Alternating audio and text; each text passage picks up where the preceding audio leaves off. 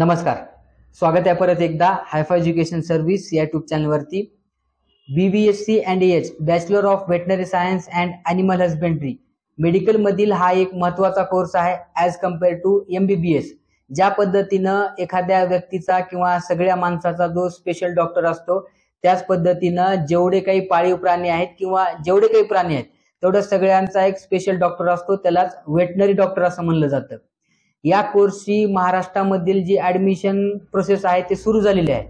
Actual मध्ये ही admission process सुरू व्हायला नाही पाहिजे होती। ज्यावेळेस VCI veterinary counselling of India ही ऑल इंडिया लेवलची काउन्सिलिंग जी असते ते सुरू झाल्यानंतरच स्टेट वाईज काउन्सिलिंग ही सुरू होत असते।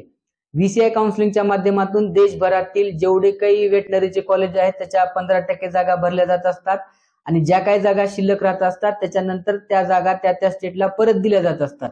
मग त्या जागा परत दिल्यानंतर स्पेशल राऊंड किंवा स्पॉट राऊंड होत असतो। सेम कंडिशन मागच्या वर्षी जशी होती त्याच वर्षी या वर्षी राहील।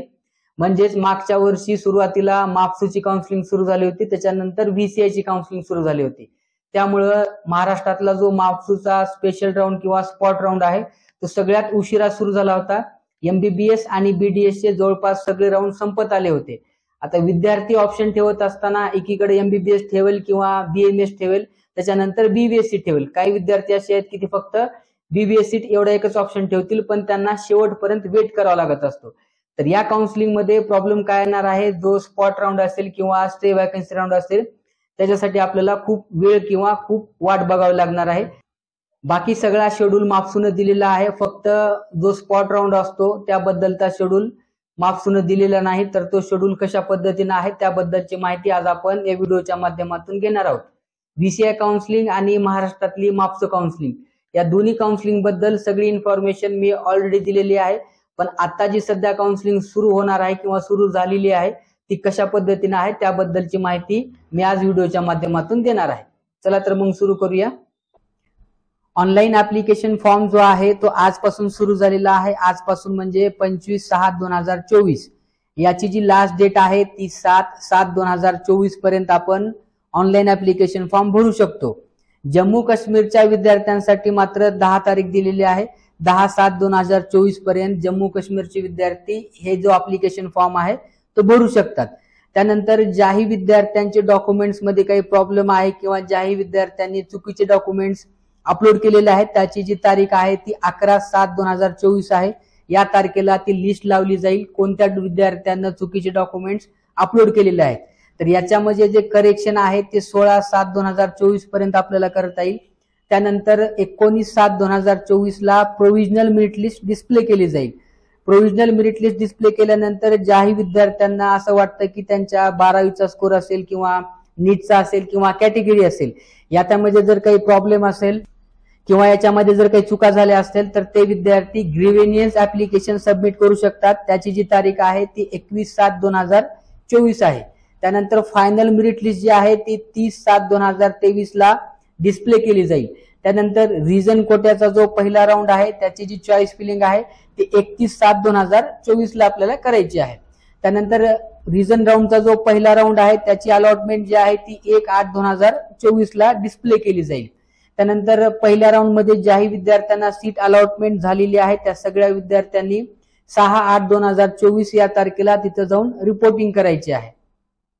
त्यानंतर पहिल्या राऊंडची जी वेटिंग लिस्ट आहे ती 7/8/2024 ला डिस्प्ले केली जाईल। त्यानंतर वेटिंग लिस्टचे जे विद्यार्थी आहेत त्यांची जी शेवटची तारीख आहे ती 12/8/2024 आहे। त्यानंतर सगळ्यात महत्त्वाचा जो पॉइंट आहे तो म्हणजे last date of submission of CVC म्हणजे कास्ट व्हॅलिडिटी सर्टिफिकेट। ज्याही विद्यार्थ्यांचं कास्ट व्हॅलिडिटी सर्टिफिकेट सबमिट झालं नसेल किंवा ज्याही विद्यार्थ्यांनी रिसिप्ट वरती सगळा फॉर्म भरला असेल त्या सगळ्या विद्यार्थ्यांनी 15/8/2024 पर्यंत कास्ट व्हॅलिडिटी सर्टिफिकेट हे सबमिट करायचं आहे। त्यानंतर रिजन कोटाचा जो सेकंड राऊंड आहे त्याची जी तारीख आहे ती 7/8/2024 आहे।